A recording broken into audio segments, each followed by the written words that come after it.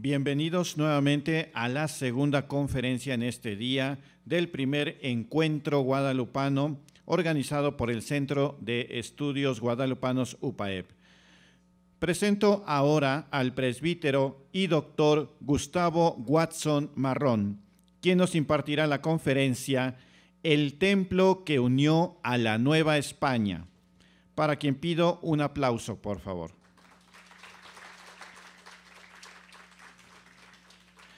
Antes de iniciar, voy a leer una parte de su currículum. Nace en la Ciudad de México y 19 años más tarde ingresa al Seminario Conciliar de México. Recibe la ordenación sacerdotal en el año 1991 en la insigne y nacional Basílica de Santa María de Guadalupe por parte del eminentísimo señor cardenal Ernesto Corripio Ahumada. De 1991 a 1994 colabora como vicario en la parroquia de Nuestra Señora de la Piedad, sede de la Quinta Vicaría Episcopal de la Arquidiócesis de México. Ejerce parte de su ministerio llevando los sacramentos a los jóvenes recluidos en el Centro de Diagnóstico para Varones. De 1995 a 1996 llevó los sacramentos y celebró para los enfermos del Hospital Adolfo López Mateos en Coyoacán, en la Ciudad de México. Fue prefecto de preparatoria en el Seminario Conciliar de México. Realiza estudios de licenciatura en Historia de la Iglesia en la Universidad Gregoriana en Roma. Es director del Archivo Histórico del Arzobispado de México y profesor de Historia de la Iglesia en el Seminario Conciliar de México. Fue capellán de coro de la Basílica y vicario de la Parroquia de la Santísima Trinidad. Es director del Archivo Histórico de la insigne y nacional Basílica de Santa María de Guadalupe. Sin más preámbulo, recibamos al doctor Gustavo Watson con un fuerte aplauso.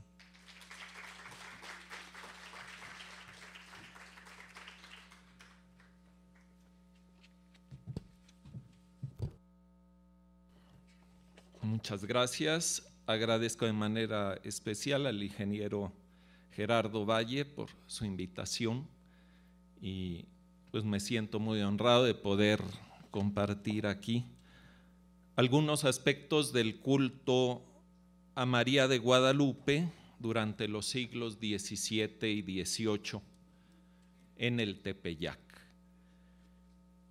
Y primero quiero hablar acerca del siglo XVII, ya que pues el siglo XVI es con mucho el que más ha sido estudiado en lo referente a María de Guadalupe por razones obvias, porque fue el siglo en el que se estableció su culto.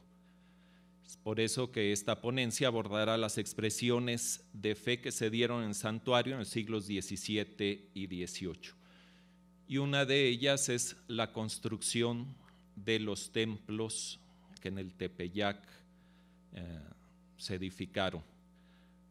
La ermita construida en tiempo del arzobispo Zumárraga y reconstruida por el segundo arzobispo de México, Fray Alonso de Montúfar, en 1556, fue el lugar donde estuvo la imagen de Nuestra Señora de Guadalupe hasta noviembre de 1622, cuando se terminó de construir su nuevo templo, llamado comúnmente Templo Artesonado, cuya primera piedra se había puesto en octubre de 1609, como se ve en un acta del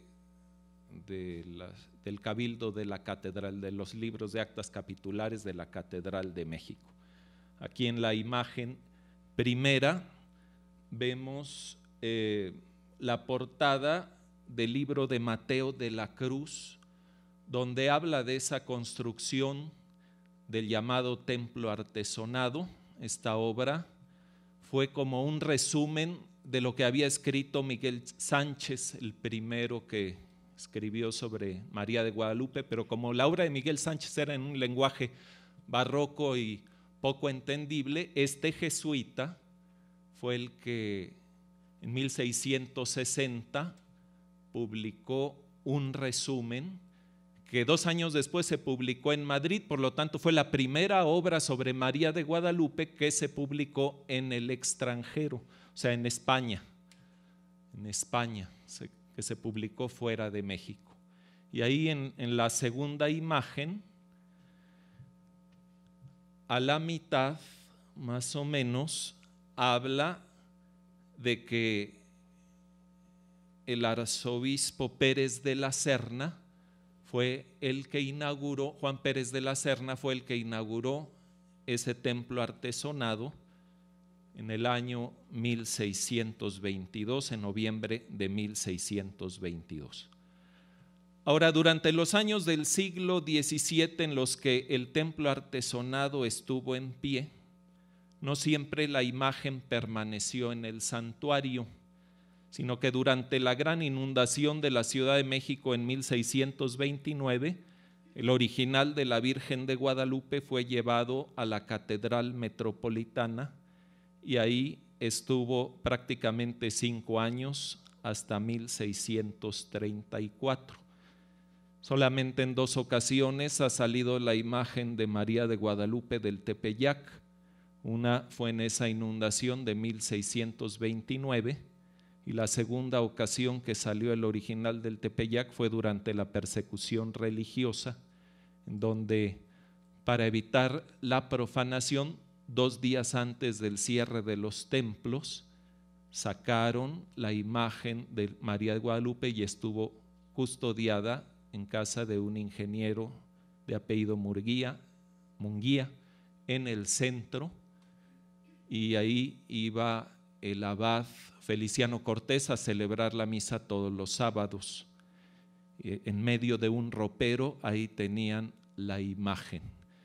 Y 2 días, y entre tanto se puso una copia bastante bien lograda, y antes de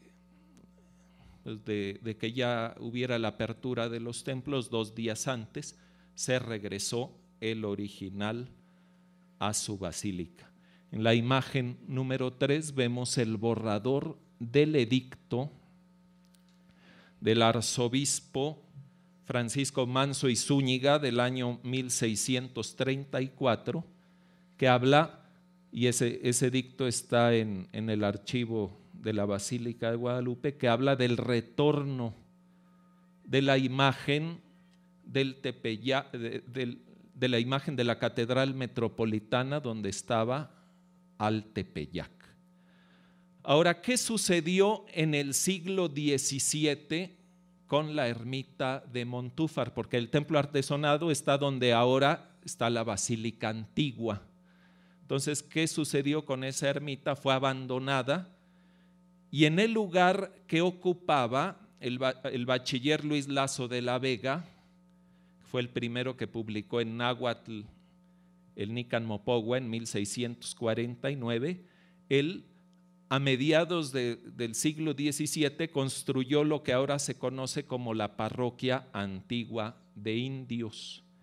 Esa parroquia fue ampliada en 1609 y esa parroquia fue ampliada en 1694 y ahí estuvo la imagen de Guadalupe mientras se construía lo que ahora conocemos como la Basílica Antigua. Ahí estuvo desde 1694 hasta 1709, durante 15 años. La imagen 5 vemos el permiso que se da a Luis Laso de la Vega para que recolecte limosnas para la construcción de esa iglesia, que luego va a ser llamada Iglesia Antigua y después va a ser llamada Parroquia de Indios, porque desde ahí, a mediados del siglo XVIII, se atendía a los pueblos indígenas que rodeaban el Tepeyac. En 1712 erige la Parroquia de Guadalupe, que atendía a los pueblos indígenas de San Juan Izguatepec, Santa Isabel Tola, San Pedro Zacatenco y Santiago Atzacualco. Entonces, y no solamente se les celebraba los sacramentos, sino que se les catequizaba. En la siguiente imagen vemos lo que ahora es la iglesia antigua de indios, que es el templo más antiguo que existe en el recinto del Tepeyac.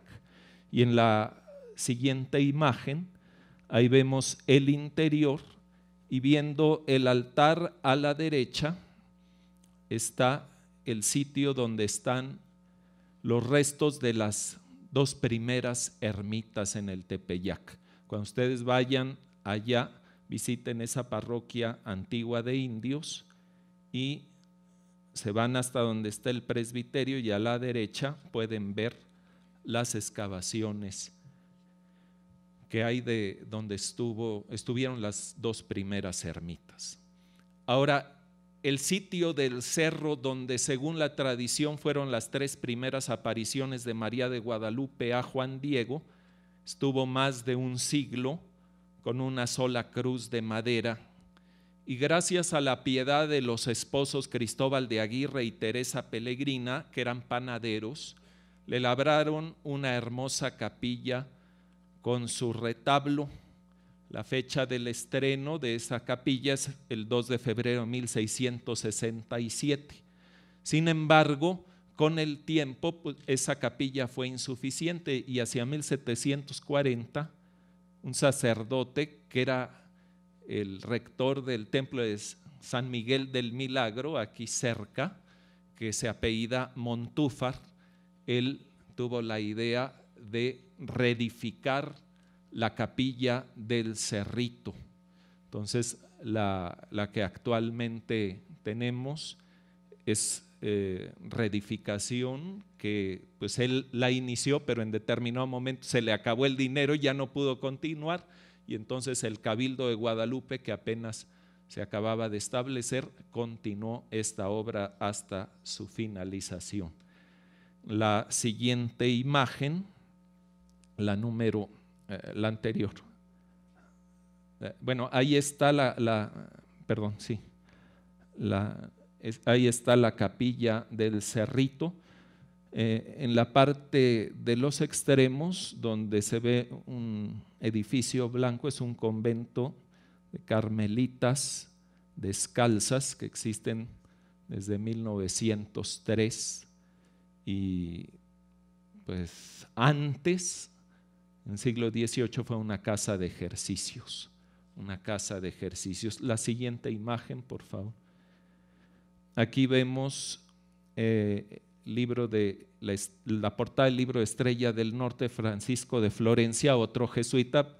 Preguntaban acerca de las órdenes religiosas que habían promovido el culto de María de Guadalupe. Una de ellas fue la Compañía de Jesús. Está el libro de Mateo de la Cruz, y que es fundamental, el de Francisco de Florencia, es uno de los 4 llamados evangelistas guadalupanos. Y ahí viene el dato sobre el estreno de la primer capilla del Cerrito. Ahora, un segundo aspecto de la devoción a María de Guadalupe son las fiestas que había en su santuario. Durante el siglo XVI, la fiesta de Guadalupe era el 8 de septiembre, día en que se celebraban a todas las imágenes de la Virgen María que no tuviesen señalado un día especial aprobado por la autoridad pontificia. Y en 1648, Miguel Sánchez, al hablar sobre las fiestas que había en el santuario, dice que, siendo la principal y título de la ermita la de su natividad, muy al propósito del milagro, solemnízase con toda grandeza de regocijos, festejos y aplausos. El día primero por cuenta de la casa, y el octavo por la devoción de los indios. La siguiente imagen, aquí vemos la portada del libro de Mateo de la Cruz, de Miguel Sánchez, que fue el primer libro que se publicó sobre la Virgen de Guadalupe. Miguel Sánchez era un sacerdote diocesano que fundó una formó parte de una venerable congregación que en 1702, una congregación de sacerdotes, se agregaría al oratorio de San Felipe Neri en Roma. Entonces, que dio origen a los oratorianos, pero primero antes fue una congregación de sacerdotes. Y en la siguiente imagen, aquí vemos hacia la parte de arriba la frase donde habla, creo, me parece en el segundo, tercer renglón, está hablando de las fiestas y habla de esa fiesta de la Natividad. Ahora, sin embargo, por los libros de cuentas que están en el Archivo General de la Nación, los libros de cuentas de los mayordomos eran los sacerdotes que se encargaban de la administración económica del santuario. Ya para 1644 la fiesta de la Natividad se celebraba en octubre y luego hacia 1660 ya se celebraba en noviembre. Hay una indulgencia concedida el 5 de noviembre de 1677 por el arzobispo de México, Fray Payo Enríquez de Rivera, para esa fiesta en noviembre, que él llama de la Natividad de Nuestra Señora. Y esta indulgencia nos aclara que en el santuario de Guadalupe, cuando se empezó a celebrar la fiesta en octubre y luego se pasó a noviembre, siguió considerándose de la Natividad de María, aunque luego este dato va perdiéndose paulatinamente, y pues era una fiesta donde sobre todo los indígenas la celebraban. Y ya en 1688 Francisco de Florencia va a hablar de esa fiesta como la fiesta de los naturales a la aparición de esta imagen en noviembre, y va a ser la fiesta principal que había en Guadalupe, más que el 12 de diciembre. El historiador Mariano Fernández de Echeverría y Beitia, que es un historiador poblano fundamental, dirá que esa fiesta se celebraba en lo que ahora pues es el domingo de Cristo Rey, o sea, el domingo anterior al primer domingo de Adviento. Francisco de Florencia señala que es tanto lo que ofrecen para ella con su generosa pobreza los indígenas, que exceden este día las limosnas a las de los otros días festivos, por grandes que sean. Añade que en otro tiempo eran más suntuosas las demostraciones de bailes y mitotes, representando en ellas las guerras de los mexicanos con los chichimecas y las de los españoles con los mexicanos. Pero en ese momento se había aminorado esta solemnidad exterior, o porque aquellos trajes y galas antiguas se han acabado, o porque se han disminuido los indios o ha crecido en ellos la pobreza.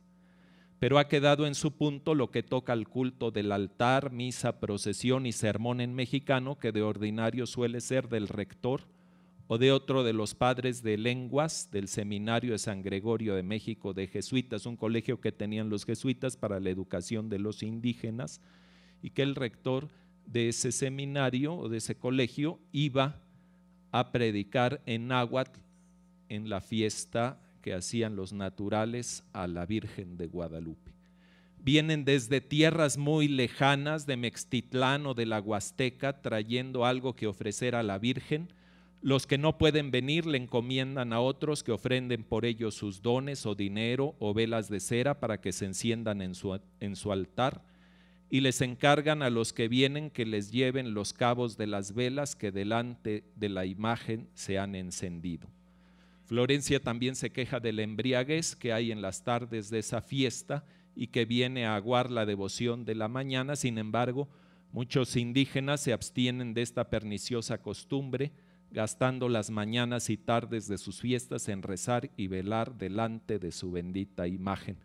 Esta fiesta va a continuar hasta mediados del siglo XX, que no sé por qué razón se quitó, probablemente ya había perdido mucho su fuerza. Y la otra fiesta del santuario era la de la aparición, así se le llamaba, el 12 de diciembre. Sobre ella hay un sermón impreso predicado en 1660, que no pude conseguir la imagen, ya no hubo tiempo, pero señala que ya era una fiesta anual, por lo que parece que llevaba ya algunos años de celebrarse. Y hay otro documento que fue una de las cosas que más me impactaron a mí cuando estuve viendo esos documentos del Archivo General de la Nación, en donde se menciona que una mujer llamada Jerónima de Cepeda le pide licencia al arzobispo Fray Payo Enríquez de Rivera para fundar y dotar la fiesta de la aparición de Nuestra Señora de Guadalupe en su santuario el 12 de diciembre, celebrándose perpetuamente con octavario de misas cantadas, etc. Ella da una gran cantidad de dinero para que con los réditos de ese dinero se pudiera celebrar el 12 de diciembre. Y ella se ponía como patrona, o sea, la que nombraba qué sacerdote iba a celebrar la misa, pero decía que después de sus días le sucedería en el patronato el doctor Francisco de Siles, canónigo de la catedral, y hay una frase que es fundamental, dice: persona que su buen celo y caridad dio principio a esta festividad. En base a este dato, que señala que Francisco de Siles dio inicio a la festividad, pienso que el 12 de diciembre se empezó a celebrar pues, hacia 1648, cuando Miguel Sánchez publicó el primer libro impreso sobre la Virgen de Guadalupe, y Siles empezó a formar parte del cabildo de la Catedral de México. Y esta fiesta va a ir creciendo por varios motivos. Una de ellas, las informaciones de 1666, luego las indulgencias que los sumos pontífices a partir de 1675 van a conceder para ese día, para el 12 de diciembre, para los que fueran al santuario, y luego la labor de una congregación, o sea, una especie de cofradía, pero formada por sacerdotes y laicos, que se llamaba la Congregación de Guadalupe, que se formó en 1674 y al año siguiente instituyó el 12 de diciembre como su fiesta. Esa Congregación de Guadalupe va a ser la responsable de construir los primeros misterios que están en la calzada de los misterios, donde pues la gente iba rezando el rosario antes de llegar al santuario. La siguiente expresión de ese culto y de ese amor a María de Guadalupe en el pueblo mexicano, y que eran muy importantes en la época virreinal, son las obras pías y las capellanías. Las obras pías eran las fundaciones hechas ya sea por clérigos o por laicos, sea viviendo el fundador o por cláusula testamentaria, muchas eran por lo que disponían en los testamentos, que tenían una finalidad de caridad o de ayuda a los gastos de culto. Y las capellanías eran las fundaciones que tenían como objetivo la celebración de misas o de confesionario, que hubiera capellanes de confesionario o de otro acto litúrgico devocional. Las capellanías tenían siempre a los capellanes, que eran clérigos, a quienes se les daba una renta anual por los servicios litúrgicos que prestaban, y que provenía de los réditos del principal o capital con el que se fundaba.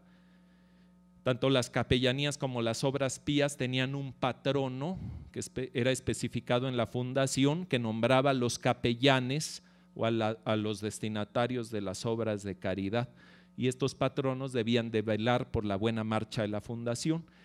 Y estas fundaciones, además de ser una muestra de piedad de los fieles, ayudaban económicamente a la iglesia, sobre todo para que el clero pudiera sustentarse.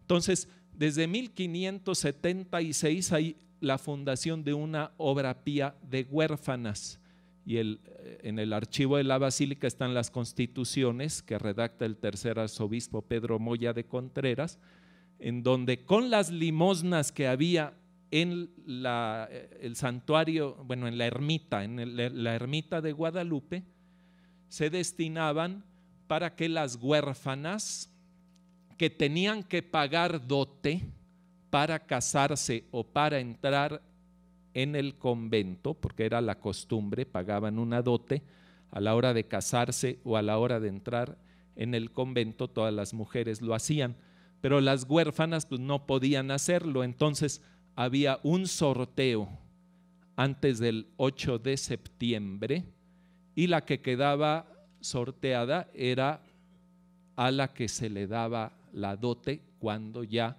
pensaba casarse o entrar en el convento. Y esa huérfana tenía que ir el día 8 de septiembre, día de la Natividad de la Virgen, ir de velo azul y participar en la procesión.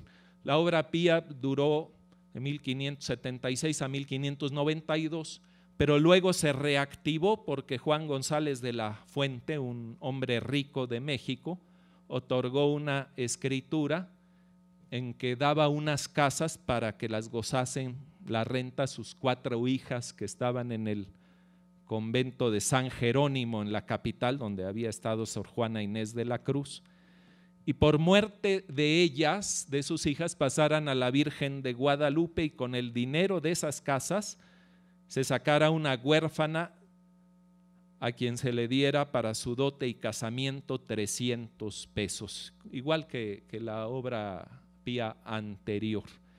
Y esta obra pía comenzó a ejecutarse en 1706 y duró pues prácticamente hasta la mitad del siglo XIX. Eran fundaciones que duraban años y años y años. En fin, hay muchos ejemplos de esto.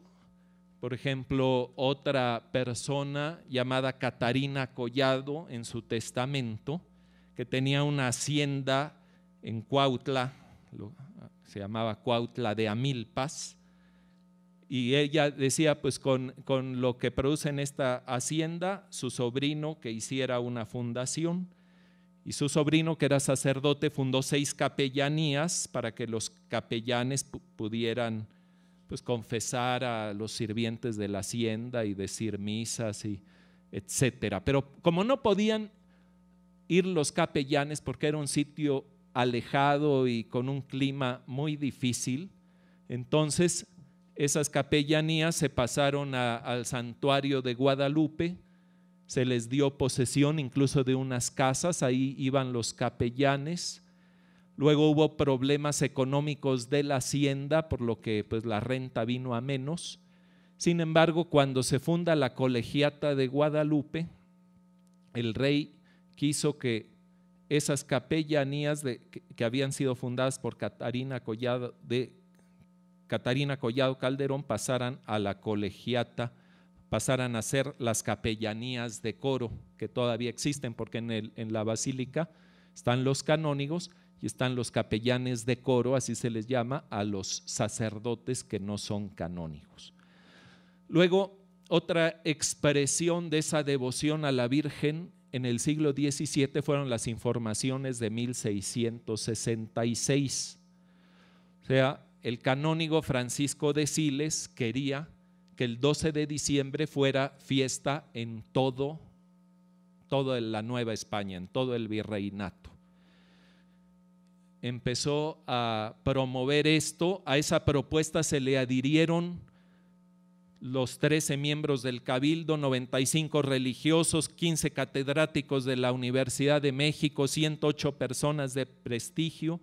Manda esta petición a Roma, pero en Roma responden que de la Sagrada Congregación de Ritos tenía que llevar un formulario que después se le iba a dar, un formulario para que hicieran preguntas pues a los testigos que se pudieran conseguir. Luego no llegaban los testigos y entonces Francisco de Siles quiso adelantar algunos pasos, y estas informaciones jurídicas se desarrollaron en 2 etapas en el año 1666. Primero se hizo la averiguación sobre 8 testigos indígenas, vecinos de Cuautitlán, o sea, donde había vivido Juan Diego, que tenían entre 80 y 115 años y que pues bajo juramento decían pues que sus abuelos o sus bisabuelos habían conocido a Juan Diego y se los habían comunicado a ellos, y referían pues muchas cosas de la historia del santuario. Y también se llamó a 12 españoles, de los cuales 10 eclesiásticos y 2 seglares, que también testificaran bajo juramento. O sea, no era una cosa común y corriente, sino era algo sumamente serio. Las preguntas eran sobre la aparición de la imagen en la casa de Zumárraga, el culto de la imagen en su ermita que luego se hizo, el ayate o tilma donde quedó estampada la imagen, la probidad y cordura de Juan Diego, que el hallarse estampada la imagen de Nuestra Señora en la tilma de Juan Diego es obra sobrenatural, que no ha habido ni se ha hallado maestro ni oficial en el arte de la pintura que la haya podido retratar ni copiar con la perfección que tiene, y dar razón de a qué se atribuye la imagen. Entonces en la número 13, en la imagen número 13, ahí vemos el inicio de las informaciones de 1666. Hay una copia del original que está en la Basílica y que fue publicada por el padre Eduardo Chávez, el facsimilar, está en el archivo de la Basílica. Y yo comprobé que fuera de 1666 porque vi las firmas de aquellos que firmaron ese original y corresponden a las firmas de otros documentos que hay en el archivo del Arzobispado de México. Entonces, como parte de las informaciones, se pidió a 7 maestros de pintura que declararan con juramento su parecer acerca de la imagen de Nuestra Señora de Guadalupe. Y entonces el 13 de marzo de ese año, habiendo bajado a la imagen del tabernáculo, los pintores la vieron y reconocieron y declararon que es imposible que humanamente pueda ningún artífice pintar y obrar cosa tan hermosa, limpia y bien formada en un lienzo tan tosco como es la tilma o ayate en que está aquella divina y soberana pintura de la Virgen Santísima Nuestra Señora de Guadalupe. Y asimismo la disposición y partes también distribuidas de su santísimo cuerpo y lindos trazos y arte de ropaje, que no ha de haber pintor por diestro que sea y muy bueno, como los ha habido en esta Nueva España, que perfectamente le acierta imitar el colorido, ni determinar si es al temple o al óleo la dicha pintura, porque parece lo uno y lo otro, que no tiene aparejo alguno, que las mismas colores le dieron tupidas e incorporadas con los hilos toscos del dicho lienzo. La palabra aparejo, que es la preparación para que en un material se pueda realizar una pintura, la preparación antecedente. La Virgen de Guadalupe no tiene ese aparejo. El fin del aparejo es para que no se pasen los colores a la parte de atrás, pero en la imagen de la Virgen de Guadalupe estos colores sí se traslucen a la parte posterior. Entonces no se logró en ese momento lo que se quería, de que el 12 de diciembre fuera fiesta solemne, pero por muchos motivos murieron los 2 papas que había en ese momento que estaban interesados en esto. Se perdió el duplicado de esas informaciones que se llevaron a Roma.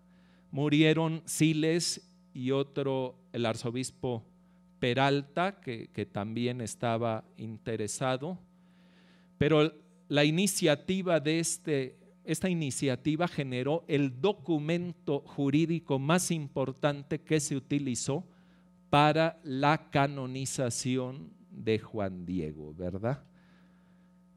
Entonces fue algo fundamental, por tanto fue un proyecto que dio muchos frutos.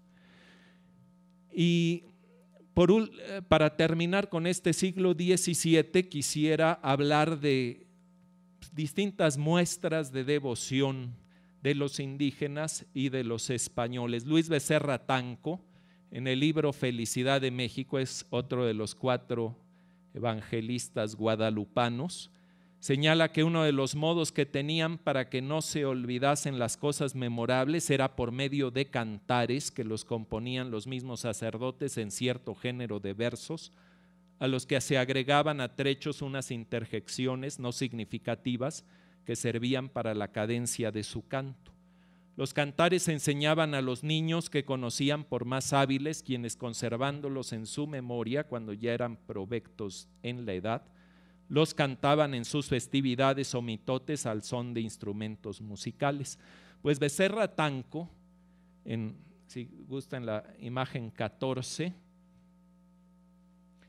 ahí está la portada de Felicidad de México de 1675, luego se publicó una en Sevilla en 1685 y otra que se publica en 1666 que se llama Origen Milagroso del Santuario de Guadalupe, que ahí habla de esa testificación de Luis Becerra Tanco, que por cierto fue el primero que habló contestando a la pregunta que le hicieron a la doctora Ana Rita. Fue el primero que habló del término ese de tecuatlazupeo. Él así la dice, que significa ahuyentó a los que nos comían.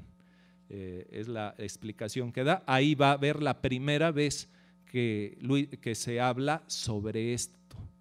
Luis Becerra Tanco en Felicidad de México, aunque no es lo que todos están de acuerdo, porque hay algunos, como el padre José Luis Guerrero, que dice que la Virgen se reveló con el nombre de Guadalupe y que fue ese nombre es una forma extraordinaria de inculturación y que para los españoles ese nombre hacía referencia clara a la Santísima Virgen, a la Santísima Virgen. Entonces, Becerra Tanco certifica haber oído cantar a los indios ancianos en los mitotes y saraos que se solían hacer antes de la inundación de México en 1629, cuando se celebraba la festividad de Nuestra Señora de Guadalupe en su templo y que se hacía en la plaza que cae en la parte occidental, fuera del cementerio del templo, danzando en círculo muchos danzantes, y en el centro de él cantaban puestos en pie 2 ancianos al son del teponaztli, un instrumento musical, una especie de tamboril, y el cantar refería en metro la milagrosa aparición de la Virgen Santísima y su bendita imagen, y en que se decía que se había figurado en la tilma que servía la capa del indio Juan Diego y cómo se manifestó en presencia de Zumárraga. O sea, esto es muy importante porque nos habla de la tradición oral, que no solamente es importante la tradición escrita, sino la tradición oral sobre el milagro. Y estos indígenas en sus fiestas, en sus cantos, ya referían antes de 1629, o sea, antes de que se publicara el libro de Miguel Sánchez y el Nican Motecpana, que lo publica Luis Lazo de la Vega en 1649, ya se hablaba de esta tradición oral que es fundamental. Ahora, en el libro Estrella del Norte, Florencia se extiende ampliamente sobre la devoción de los indios a María de Guadalupe. Afirma que es observación de los sacerdotes del santuario a quienes ha oído que apenas viene indio a visitar la imagen, que no le traiga a su pobre cornadillo, o sea, pequeña limosna, ya la candela para que alumbre su altar, ya el real, ya el medio, un peso se dividía en 8 reales y 16 medios reales.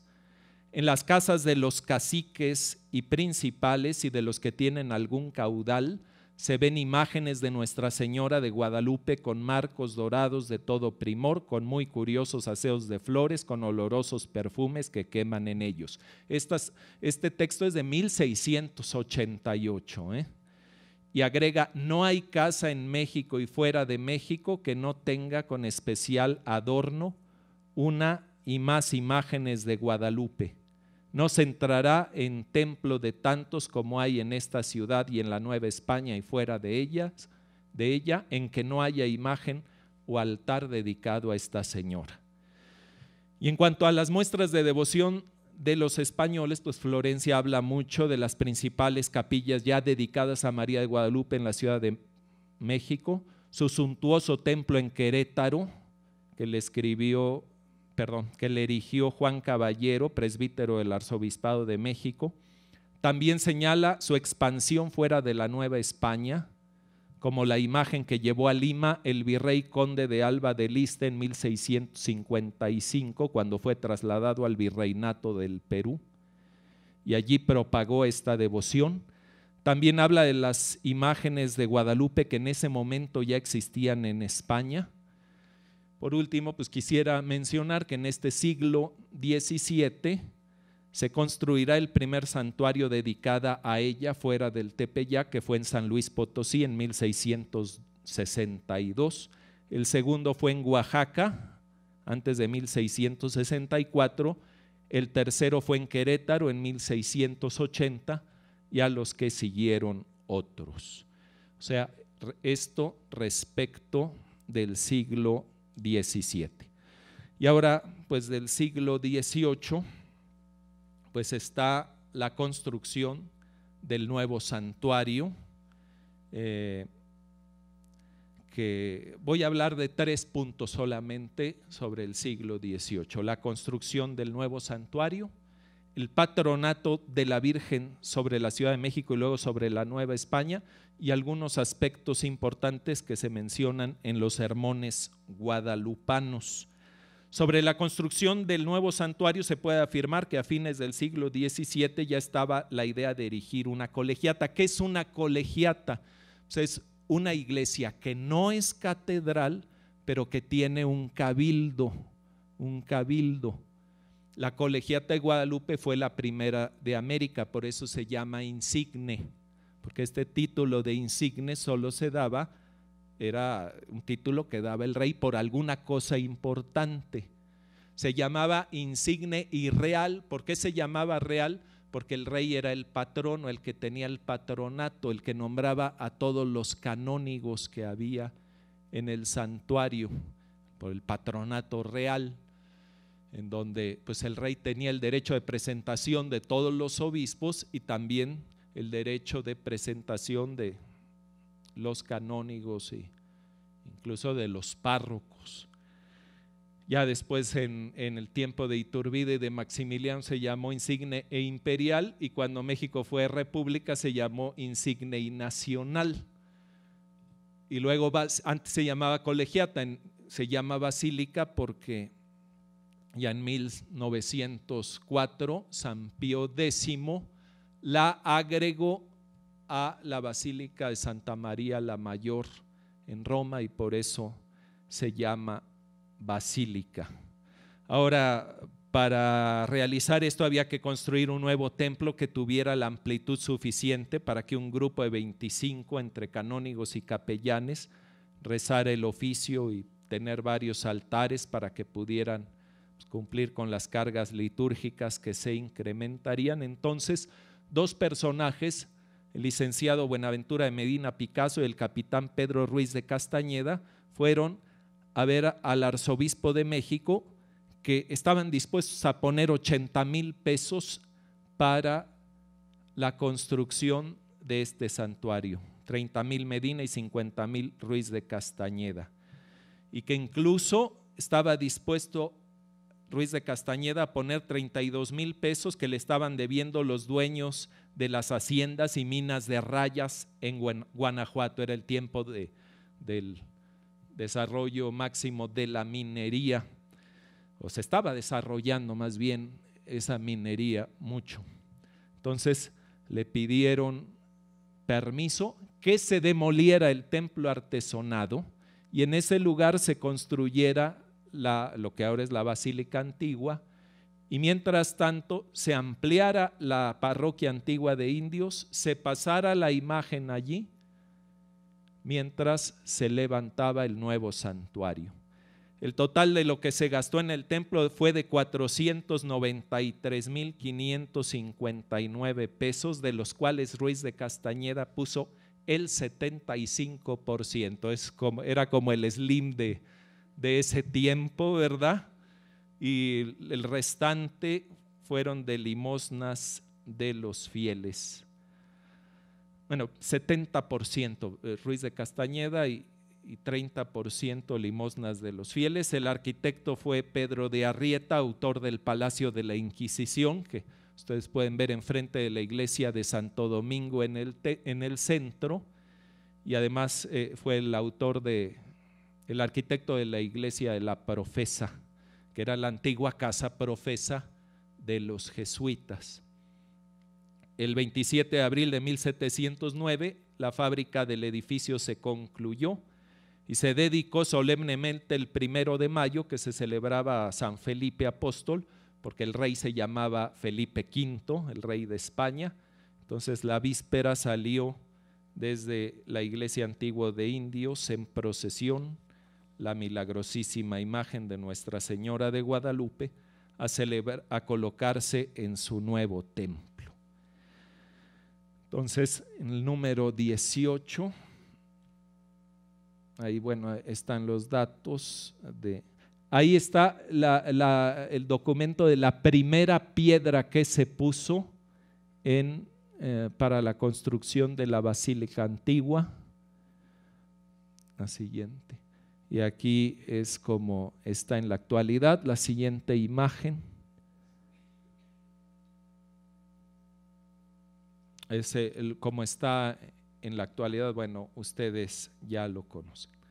Acerca del patronato de la Virgen de Guadalupe sobre la Nueva España, pues la situación fue una peste, la peste más terrible que hubo, que fue la de Matlazáhuatl, que significa Matlatl o red y Záhuatl, pústula o grano. Esta fue la peor epidemia que sufrió no solo la Ciudad de México, sino también aquí en Puebla, donde hubo 54,000 muertos, según Cayetano de Cabrera y Quintero. En un obraje de Tacuba comenzó a sentirse entre los sirvientes una fiebre a fines de agosto de 1736. Luego la epidemia se extendió a la capital, de tal manera que dice Cayetano de Cabrera y Quintero, que es el autor de la fuente principal, que se llama, un libro que se llama Escudo de Armas, en donde se morían los hombres como hormigas. La medicina no pudo hacer nada y los hospitales de México quedaron llenos. Hubo un movimiento de caridad enorme de todos los habitantes de la Nueva España hacia la multitud de huérfanos. En muchas poblaciones fue preciso volver a dar nombre a muchos niños pequeños porque no se sabía quiénes fueron sus padres, y también hacia los expósitos que se encontraron en las puertas de los conventos. Destacó el arzobispo virrey Juan Antonio de Bizarrón en esta caridad, dio grandes cantidades de dinero, encomendó a los jesuitas que la distribuyeran de acuerdo a las necesidades. Las órdenes religiosas también tuvieron un trabajo inmenso para atender espiritual y caritativamente a los enfermos. Entonces, en la imagen 20, aquí vemos el grabado de Cayetano de Cabrera y Quintero, donde están las autoridades hincadas, luego una cantidad de personas pues muertas o moribundas, y arriba la intercesión de la Virgen de Guadalupe. Se empezaron, pues en la desesperación que tenían, empezaron a hacer novenas a varias imágenes, que a Nuestra Señora de Loreto, que estaba en el colegio de San Gregorio de los jesuitas, luego a la imagen de Nuestra Señora de los Remedios, que había sido traída por uno de los soldados de Cortés y que era muy venerada. Las diversas necesidades que padecía la Ciudad de México se le traía desde su santuario a la catedral. La imagen de los Remedios sí salió muchas veces de su santuario, y entonces se hizo un novenario. Se quiso traer la imagen de Guadalupe de nuevo a la catedral, pero se vio que no era conveniente, se decidió que no.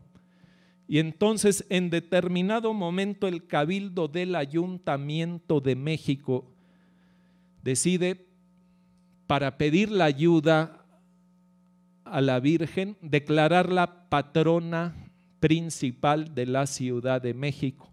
Van con los del Cabildo Metropolitano, o sea, de la Catedral, se deciden hacer las votaciones, todos estuvieron a favor y el 27 de abril de 1737 en el Palacio Real, bueno, lo que es ahora el Palacio Nacional, en ese momento el arzobispo Juan Antonio de Bizarrón y Eguiarreta era virrey también.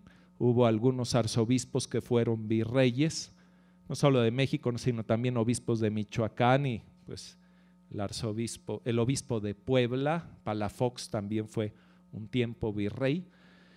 Y entonces hicieron el juramento. Y ese juramento implicaba que todos, o sea, que el 12 de diciembre iba a ser fiesta de tabla, o sea, que todas las autoridades civiles y religiosas y todos los tribunales iban a celebrar el 12 de diciembre en el santuario de Guadalupe, y que el ayuntamiento era el que iba a poner a los predicadores de la fiesta. Por eso el que invitó a Fray Servando Teresa de Mier en 1794 a que predicara ese sermón que fue muy escandaloso fue precisamente el Ayuntamiento de México. Y además entonces se hizo el juramento y luego se decidió que se juntara, que María de Guadalupe fuera patrona de la Nueva España. Pero para eso se tenían que tener todas las cartas poder de los obispos, de los cabildos que eran representantes del clero y de todos los ayuntamientos de las ciudades y de las villas. Y entonces empezaron a recopilar todas esas cartas y ya cuando las tuvieron en 1746 se proclamó, se hizo la jura del patronato de la Virgen de Guadalupe sobre el virreinato de la Nueva España, el 4 de diciembre de 1746. Esto fue en la casa arzobispal, porque el arzobispo Bizarrón estaba en cama, de hecho murió al mes siguiente, y ahí pues ya se proclamó que María de Guadalupe era la patrona de la Nueva España, y luego se pidió al sumo pontífice la aprobación pontificia de este patronato, que diera la misa y el oficio propio de María de Guadalupe. Ahora se dijo, pues ya San José es el patrono principal de la Nueva España. Esto viene desde 1555, en el primer concilio provincial mexicano ya está San José como patrono de la Nueva España, y se dijo, bueno, en Navarra también sucedió lo mismo. San Fermín era patrono de Navarra y luego quiso que se agregara como patrono de Navarra San Francisco Javier. Por lo tanto, pues aquí en la Nueva España se podía aplicar lo mismo y así se hizo. Y en 1754 el Papa Benedicto XIV ya aprobó ese patronato el 25 de mayo y fue eso una de las más grandes fiestas que hubo en la época no virreinal, más bien la más grande fiesta que hubo en la época virreinal fue la celebración del patronato pontificio, de la aprobación del patronato, la aprobación pontificia del patronato de la Virgen de Guadalupe sobre la Nueva España. Y por último, quisiera hablar de los sermones guadalupanos, de algunos sermones guadalupanos, o más bien la síntesis de las ideas que se expresan en los sermones guadalupanos. Eran sermones impresos, que son los que han llegado a nosotros.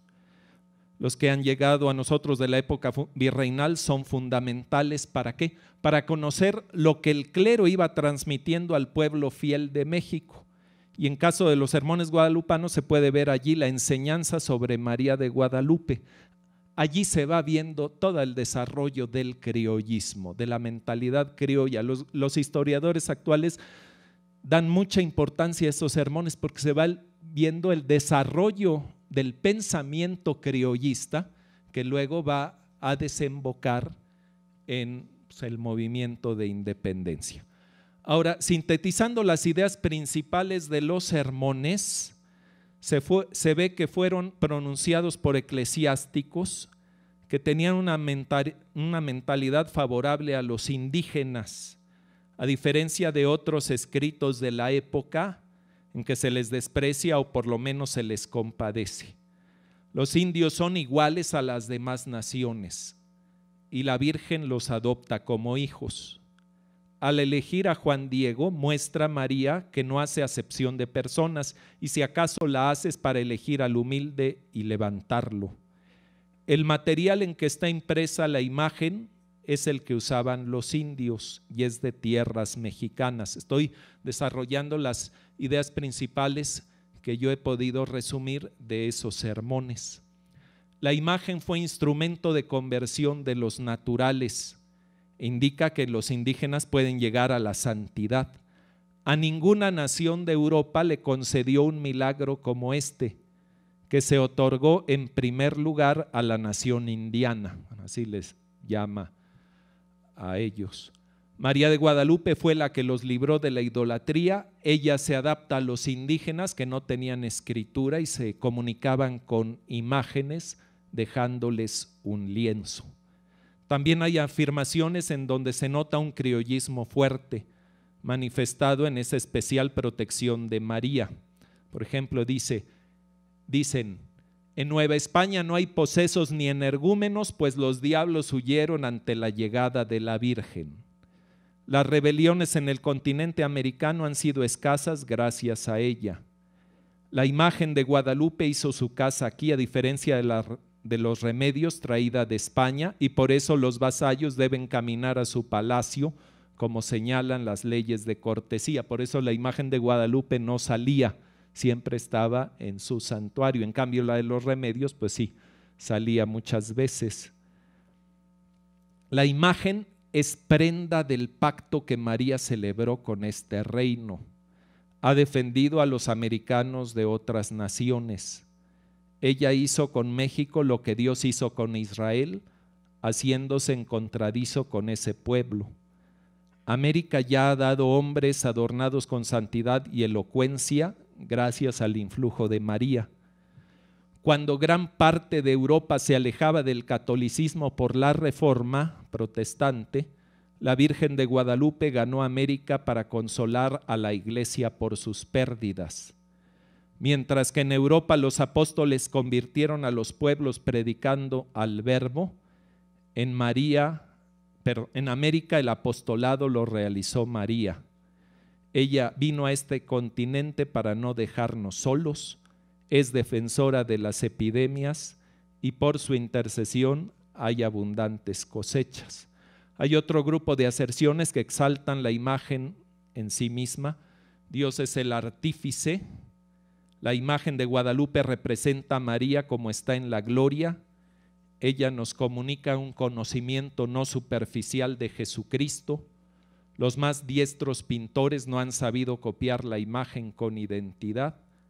Hay un verdadero milagro en la permanencia de la imagen. Esto ya se decía desde 1666, cuando en las informaciones se pidió al tribunal del protomedicato, que eran pues, los médicos de ese tiempo, los más famosos, que dijeran si era natural o sobrenatural la conservación de la imagen de la Virgen de Guadalupe, y dan las razones por las que consideraban que no había una explicación natural para esa conservación, porque estaba en un sitio donde había mucho salitre, porque el lago de Texcoco llegaba casi a las puertas, había un río también cerca de Guadalupe. La plata que había en el santuario constantemente se echaba a perder por el salitre y por las condiciones climáticas, además de que pues hubo un tiempo al principio en que la gente iba y tocaba la imagen, etcétera, y tocaban otras pues, estampas. Entonces consideraban que no había explicación científica para hablar de explicar la permanencia de la imagen. Bueno, hay alguna afirmación en estos sermones en la que se habla del silencio de María y en que se quiere transmitir una actitud de sumisión no solo a Dios sino al Rey. Por último, en la imagen 21, ahí hay un sermón de Patricio Fernández de Uribe del año 1777, que para mí es el mejor de todos los sermones del siglo XVIII. Este fue el canónigo que más se opuso al sermón de Fray Servando Teresa de Mier. Se movió con el arzobispo de tal manera que mandaron a Fray Servando a España recluido al convento de Las Caldas en Santander por lo que él dijo de que la Virgen de Guadalupe pues no se había, ya era una imagen pintada por Santo Tomás que vino a América y que luego la habían escondido y que después, o sea, puras imágenes, puras ideas pues muy fuera de la realidad, ¿verdad? Y entonces pues este hombre fue el que movió todo para que se lo llevaran fuera, ¿verdad? Ahora, aquí se ve algo interesante, se da varios argumentos a favor de la aparición, o sea, es un sermón apologético. ¿Y por qué hay ideas apologéticas? Porque ya se habían introducido ideas iluministas en México que pues eran desdeñosas hacia los milagros, y entonces pues empieza ya la apologética con él y un poco antes con el arzobispo Lorenzana en una oración que hizo a la Virgen de Guadalupe para el Cuarto Concilio Provincial Mexicano. Esa oración es de 1770. Y después, en el siglo XIX, pues habrá muchos sermones de este tipo apologéticos, porque había algunos que negaban las apariciones y entonces venía la respuesta apologética, etcétera. Hay algunas otras imágenes que he preparado. La siguiente. Aquí se ve el libro de los primeros bautismos que hubo en Guadalupe, que son de 1596, porque aunque todavía no estaba la parroquia de Guadalupe, sí había un vicario que llevaba los bautismos de indígenas. Adelante, la siguiente imagen. Aquí está la portada del Hueytlamahuizoltica, que fue publicado por Luis Lazo de la Vega en 1749 y que tiene dos partes. El Nican Mopogua, que es pues todos conocemos, la primera vez que se publica en náhuatl, y luego el Nican Motecpana, que está escrito por Alba Iztlizóchitl a principios del siglo XVII y que entre otras cosas da un esbozo de la vida de Juan Diego. Siguiente. Aquí están es que no alcanzo a ver, el libro de las constituciones de la Congregación de Guadalupe, de la cofradía que les he mencionado, que era la que llevaba, la que promovía el culto. Es que no se puede entender la época novohispana sin pensar en las cofradías. Fue una época en donde las cofradías tenían un influjo tremendo y tenían posesiones y tenían casas y tenían rentas y las usaban para promover el culto, y los miembros de las cofradías tenían sus estatutos, sus constituciones y tenían también sus privilegios y sus indulgencias. Siguiente. Aquí ya no alcanzo a ver. En fin.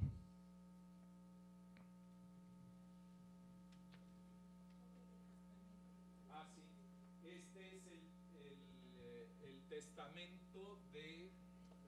Andrés de Palencia, que fue el que dio una cantidad muy fuerte para que luego se hiciera la Colegiata de Guadalupe. Este testamento, bueno, esta es una copia, pero el testamento original es de 1707. Adelante.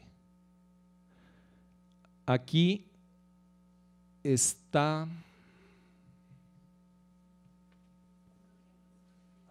esta es la portada de las informaciones de 1722, cuando estas son significativas. Se quiso continuar de alguna manera lo que había en 1666, pero lo más importante de esto es el testimonio de Fray Antonio Margil de Jesús, que es uno de los grandes misioneros, tal vez el franciscano más grande que pisó estas tierras, bueno, junto con Fray Junípero Serra, y en donde es totalmente favorable a la Virgen de Guadalupe. Vemos aquí el cambio de los franciscanos, que al principio como que se oponían al culto guadalupano, y ya en el siglo XVIII hay una total aceptación de ese culto. Adelante. Ahí está el arzobispo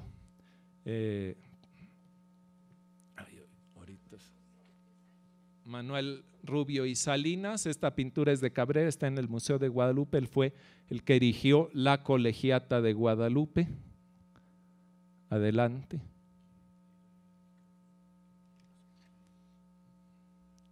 Ese es el primer abad, que era de Veracruz, Juan Antonio de Alarcón y Ocaña.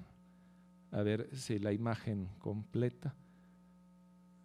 Ese también está en el Museo de Guadalupe. Este quiso hacer toda una cosa para que Guadalupe fuera exenta de la jurisdicción del arzobispo de México, y lo hizo todo por debajo del agua en el Consejo de Indias, en la Cámara de Indias, pero luego pues se pidió una junta, el rey pidió una junta que investigara todo, y se le dio la razón al arzobispo, que Guadalupe fuera jurisdicción del arzobispo de México. ¿Por qué? Porque la Virgen de Guadalupe le pidió a Juan Diego que fuera con el arzobispo, con el obispo, que todavía ni siquiera era consagrado, Zumárraga, que fuera con él. Siguiente. Aquí está el libro primero de las actas de Cabildo, en 1750, cuando toma posesión el Cabildo el 22 de octubre. Siguiente. Aquí está el libro de Miguel Cabrera, que también pues él revisó la imagen junto con otros pintores de la época en 1751, precisamente para dar información al Papa sobre que se estaba pues promoviendo la misa y oficio propio, y que aprobara de manera pontificia el patronato de la Virgen de Guadalupe. Hay una exposición ahorita en el Palacio de Iturbide muy importante, está en la calle de Madero, un poco después de la iglesia de San Felipe de Jesús, y ahí en el Palacio de Iturbide hay una exposición que se llama Maravilla Americana, sobre muchas obras de Cabrera y de los pintores que estuvieron inspeccionando físicamente la imagen en ese año. Si pueden ir, vayan, y va a estar hasta octubre. Bueno, yo tenía idea de que iba a terminar hasta fines de octubre, pero estuvo muy bien. Sí, adelante.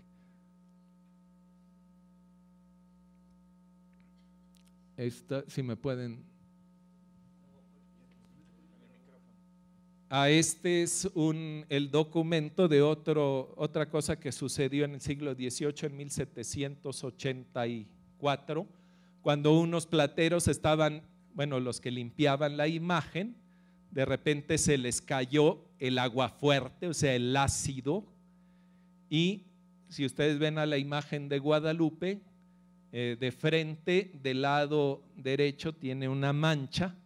Esa es lo que quedó, pero fue considerado milagroso el que, siendo un ácido corrosivo, hubiera subsistir, no le hubiera pasado prácticamente nada a la imagen de Guadalupe. Entonces se hizo en 1819-20, se hizo un documento, porque los sacristanes le tuvieron miedo al abad, porque los iba a correr, los iba a regañar de ese descuido tan grave. Pero muchos años después, en 1819, se hizo un instrumento, una investigación acerca de qué había pasado, ¿verdad? Adelante.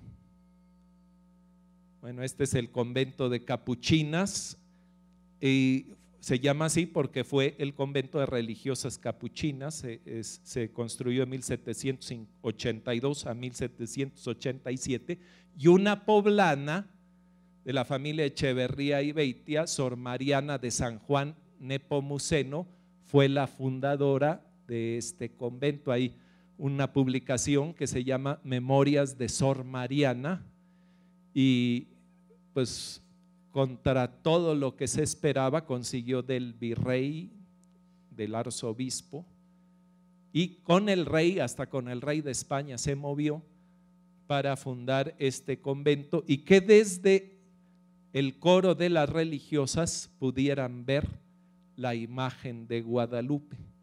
Entonces fue un convento de capuchinas y duraron ahí pues hasta la época de Maximiliano. Sí. Y aquí está el arzobispo Haro y Peralta, que fue el que está de rojo. Ese cuadro está en el Museo de la Basílica. Él fue el que dio gran parte de su dinero al convento de capuchinas, a la construcción del convento de capuchinas. Puso una cantidad muy fuerte, pero no quiso que se supiera. Por lo tanto, no se sabe exactamente cuánto puso. Y además fue el que promovió la construcción de la iglesia del Pocito, que antes era un manantial, donde tenía un pequeño cobertizo para que la gente se cambiara y pudiera bañarse en esas aguas que eran consideradas milagrosas. Entonces, este arzobispo quiso que, pues fue el que promovió, fue el arzobispo de México que más ha durado, de 1772 a 1800, y cuando murió quiso que su corazón se entregara a el convento de capuchinas. Hay toda la documentación de esto. Y el otro es el abad Félix García Colorado, que fue el que fundó a los niños cantores. Eso lo escogí como portada de mi libro. Si alguien quiere el libro, pues aquí también es un comercial, pero está a la venta. Aquí está más barato que en las librerías, allá cuesta 1,200 y aquí 900. Pues toda la investigación de 6 años que hice sobre la historia de este santuario en la época virreinal. Muchas gracias.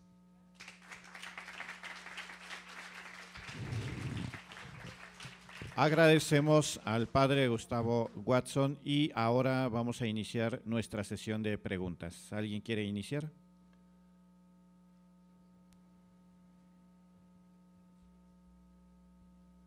Adelante, Carlos. Gracias.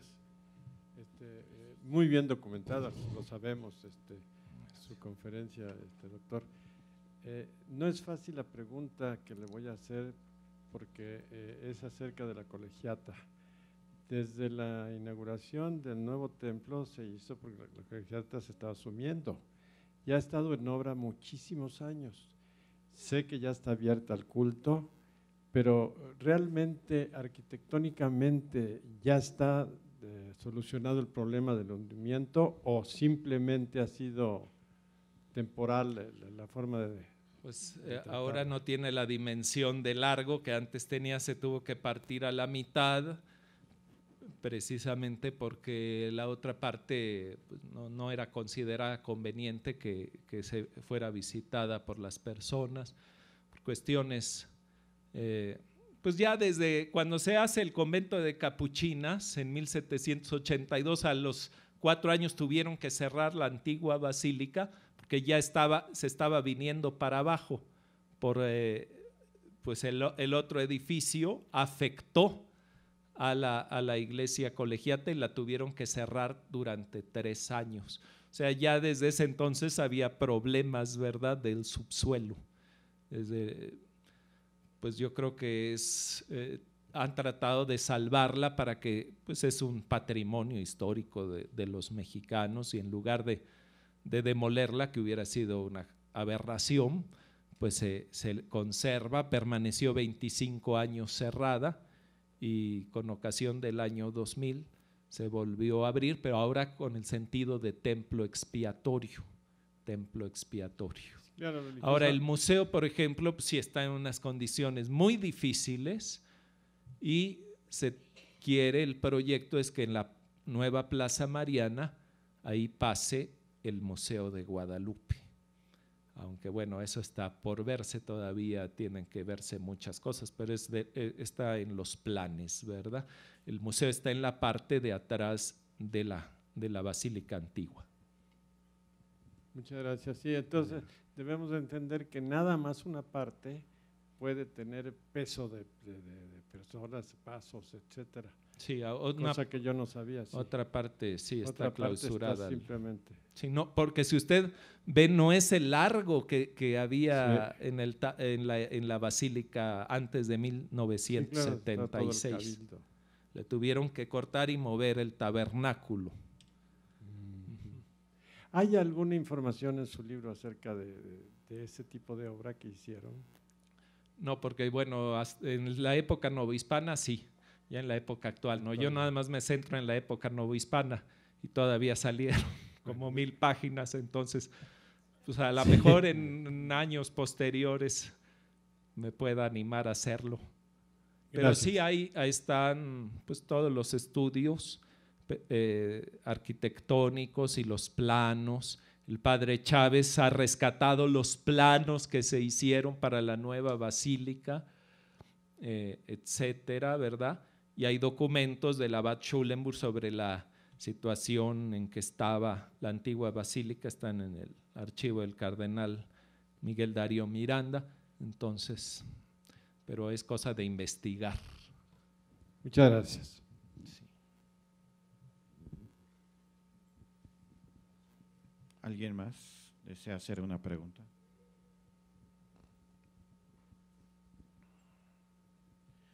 Muy bien, pues a nombre del Centro de Estudios Guadalupanos UPAEP le agradecemos su ponencia y pido a Joana Olmos López, responsable de la Dirección de Investigación, nos haga favor de entregarle un reconocimiento y un obsequio de nuestra institución.